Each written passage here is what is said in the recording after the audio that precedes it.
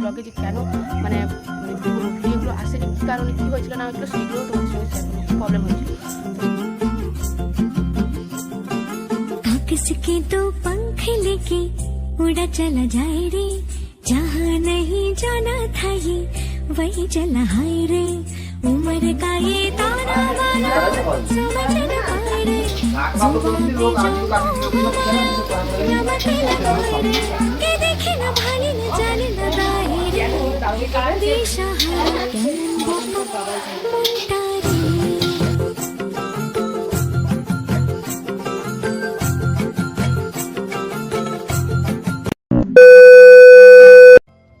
Hello বন্ধুরা, good morning. তোমরা সবাই কেমন আছো? আশা করছি তোমরা সবাই ভালো আছো, সুস্থ আছো, আর আমিও ভালো আছি।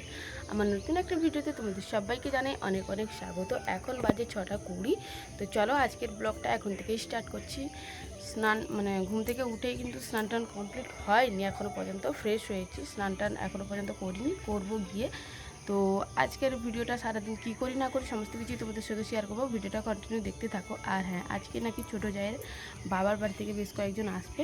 তো চলো কি হয় না হয়, কি করি না করি সমস্ত কিছুই তোমাদের সঙ্গে শেয়ার করবো, ভিডিওটা কন্টিনিউ দেখতে থাকো। আর কালকের যে ব্লগে যে কেন মানে কি বলবো ভিডিওগুলো আসেনি, কী কারণে, কী হয়েছিল না হয়েছিল সেইগুলোও তোমাদের সঙ্গে শেয়ার করবো, কী প্রবলেম হয়েছিল। তো চলো নিচে যাই, নিচে গেলে আবার তোমাদের সঙ্গে পরে কথা হচ্ছে। ছাদ থেকে নিচে এসে স্নান কমপ্লিট করার পর খেতে এসে দেখি পূজা এখানে মাছ ভাজা করছে। এই যে দেখতেই পাচ্ছ, এই মাছগুলো কিন্তু ভাই কিনে নিয়ে এসেছে বাজার থেকে। তো এই যে দেখতেই পাচ্ছ চারাপোনা নিয়ে এসেছিলো, আর ওই সাইডে কিন্তু এতগুলো মাছ কিন্তু পূজা অর্ধেক ভাজবে আর হাফ কিন্তু মা ভাজবে। আর এই সাইডে দেখো খাসির মাংস কিন্তু আছে এগুলো, এই যে দেখতেই পাচ্ছ মাটন আর মাছ নিয়ে এসেছিলো ভাই।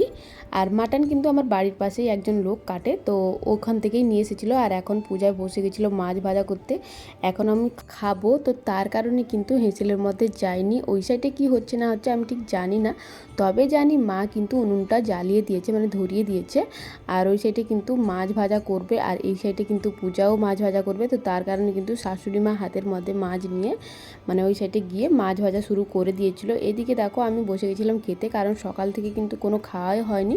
প্রায় বলতে গেলে 8:30 9টা বেজে গেছে, 8:30 বলবো না, 9টা 9:30 বেজে গেছিলো। কারণ কি বলো তো, আমার না বেশ কয়েকদিন ধরে স্নান করতে একটু দেরি হচ্ছে, কারণ পুকুরের জলটা এতটা পরিমাণে নোংরা হয়ে গেছে, ওই জলে স্নান করলেই যেন গা হাত চুলকায় প্রচুর পরিমাণে।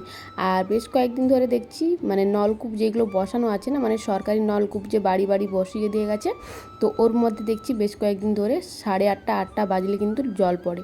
তো তার কারণে কিন্তু ওই জলে স্নান করি বলে স্নান করতে একটু দেরি হয়ে যায় আর কি। যাই হোক, আমি আর দিশা সোনা খেয়ে নিয়েছিলাম। খাওয়ার মধ্যে কিন্তু পান্তা আর ঘুগনি ছিল, তো ওইটা দিয়ে কিন্তু খেয়ে নিয়েছিলাম। আর এইদিকে দেখো খাওয়া দাওয়া কমপ্লিট করার পর এই সাইডে চলে এসেছিলাম ভাজাভুজি করবো বলে, রান্না বান্না করবো বলে। মাছের ভাজা মা করেছিল, তারপরে কিন্তু ছিল, আমি কিন্তু মাছের ভাজাটা করে তারপর ওই কড়াইয়ের মধ্যে কিন্তু তেলটা ঢেলে দিয়ে আমি কিন্তু আলু ভাজাটা বসিয়ে দিয়েছিলাম। আর হ্যাঁ, কাল কিন্তু তোমাদের সঙ্গে যে ভিডিওটা পোস্ট করেছিলাম না, ওইটার প্রবলেম আমি ঠিক বুঝতে পারিনি। আসলে কি বলতো, পুরোটা ভিডিও এডিটিং করে ভয়েস দিয়ে সমস্ত কিছু দিয়ে কিন্তু সেভ করছিলাম, আর সেভ হতে কিন্তু অনেকটা টাইম লাগে। তো তার কারণে কিন্তু ওটা সেভ হচ্ছিল, আর আমি কিন্তু দিশা সোনাকে ফোনটা দিয়ে দিয়েছিলাম। ও কি করেছে আমি ঠিক জানি না। যাই হোক, আমারও কিন্তু ভুল হয়েছিল, ওটা কিন্তু আরও একবার চেক করে আমাকে পোস্ট করতে হতো, আমারও কিন্তু ভুল হয়ে গেছে।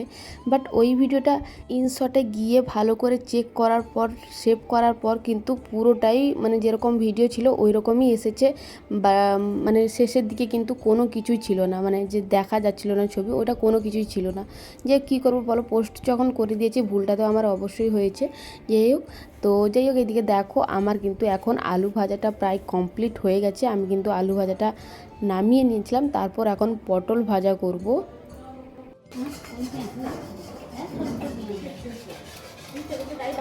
ঘরে লাগানো আমার কোনো বছর লাগা হয়নি, ও বছর লাগিয়েছিল বাবা, একটা পোয়ালিশ খেলা না হয়নি পেঁয়াজ ফটে ফটে।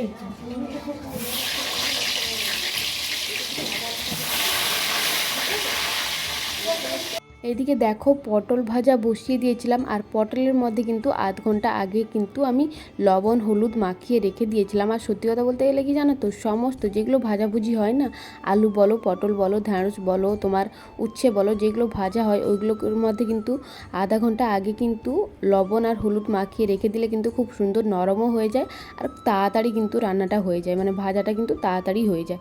যাই হোক, এদিকে দেখো আমি তো পটল ভাজাটা বসিয়ে দিয়েছিলাম, আলু ভাজা কমপ্লিট করার পর পটল ভাজাটা বসিয়েছিলাম। তারপর কিন্তু আমি বসাবো এখন, মানে ওইটা ভাজা হয়ে গেলে তারপর কিন্তু ঢ্যাঁড়স ভাজা বসাবো, কারণ এইখানে আমি ভাজাভুজি কমপ্লিট করে নিয়েছিলাম। এদিকে দেখো আমার কিন্তু পটল ভাজা আলু ভাজা ঢ্যাঁড়স ভাজা সমস্ত ভাজা কিন্তু কমপ্লিট হয়ে গেছিলো। বেগুনি করবো ভেবেছিলাম, মানে বাবাকে বলেছিলাম, বাবা বললো গরমের মধ্যে ভাজাভুজি বেশি করতে না। আর সত্যি কথা বলতে এত গরম পড়েছে কি বলবো, এই গরমের মধ্যে তেলের জিনিস বলো বা ভাজাভুজি বলো এগুলো খাওয়াটা মানে অনেকটা পরিমাণে কিন্তু খারাপ আর কি। আর এই তেলের জিনিস মশলাপাতির জিনিস কিন্তু খাওয়াটা অনেকটা রিস্ক হয়ে যাচ্ছে আর কি। আর গরমের মধ্যে না বাড়িতে থাকতে পারবো না বাইরে যেতে পারবো, মানে বাইরেও থাকতে পারছি না আর মানে বাড়ির মধ্যে তো থাকতে একদমই পারছি না। এইদিকে দেখো গ্যাসের মধ্যেও কিন্তু রান্না হচ্ছিল, ওই যে তোমার চারা পোনাগুলো ওইগুলোর কিন্তু ঝাল হচ্ছিল। আর এই রান্নাটা কিন্তু পূজা আর ওর কাকিমা, মানে আমারও কাকিমা দুজন মিলে কিন্তু এই রান্নাটা করেছে, মানে রান্নাটা বসিয়ে দিয়েছি গ্যাসের মধ্যে। আর এইদিকে দেখো মাটনও কিন্তু ধুয়ে রেখে দিয়েছে ভাই, এই যে দেখতেই পাচ্ছ দুটো বড় বড় গামলার মধ্যে কিন্তু মাটনটা ধুয়ে রেখে দিয়েছে। আর সত্যি কথা বলতে গেলে আমি তো জানোই যে মাটন খাই না, আর মাটন খাইও না আর কোনোদিনও মানে খাবোও না।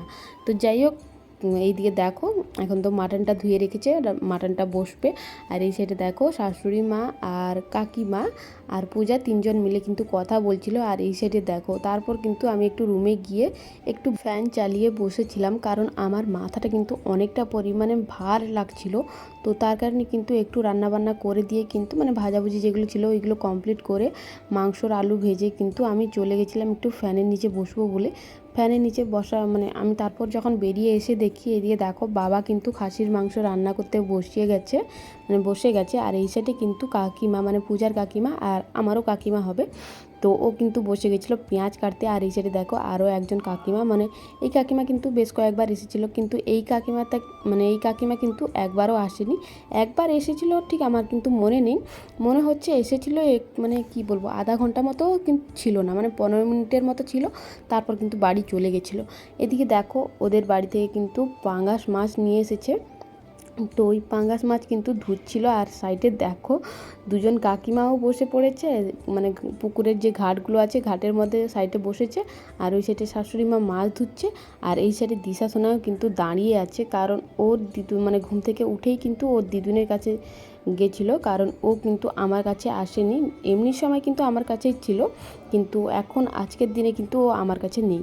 তো যাই হোক, সবাইকে কিন্তু খেতে দিয়ে দিয়েছিলো, খাওয়া দাওয়া হয়ে গেছিলো সবার। তারপর কিন্তু আমিও বসে গেছিলাম খেতে। এই যে দেখতেই পাচ্ছ আলু ভাজা ঢ্যাঁড়স ভাজা পটল ভাজা স্যালাড নিয়েছিলাম, চাট নিয়েছিলাম, মাংস তো অবশ্যই নিয়েছিলাম, কিন্তু বাট মাংস একটা পিস খেয়েছিলাম, তাও আবার ঝেড়ে পুছে, মানে ওই ঝোলটা ঝেড়ে পুছে এক পিস মাংস নিয়েছিলাম। আর টক দই দিয়ে কিন্তু ভাতটা খেয়েছিলাম, কারণ আমার কিন্তু পেটটা অনেকটা পরিমাণে গরম হয়ে গেছে। তো তার কারণে কিন্তু আমি মানে দই দিয়েই খেয়েছিলাম, কিন্তু তোমাদেরকে দেখালাম মাংস, কিন্তু আমি কিন্তু দই দিয়েই খেয়েছিলাম। এইদিকে দেখো দাদু এসেছে তখন থেকেই কিন্তু দাদুর সঙ্গে কথাও হয়নি আর দাদুকে প্রণাম করাও হয়নি। দাদু এসেছিল আমার রুমে, কারণ দাদু ওই রুমে না ঘুমিয়ে গেছিলো। আমি গেছিলাম দাদুর সঙ্গে কথা বলবো বলে, কিন্তু দাদু ঘুমিয়ে গেছিলো বলে আমি আর দাদুকে ডিস্টার্ব করিনি।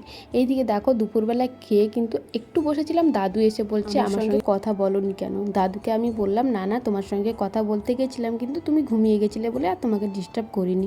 দাদুর সঙ্গে অনেকক্ষণ গল্প করছিলাম। তো চলো আজকের ব্লগটা এই পর্যন্তই।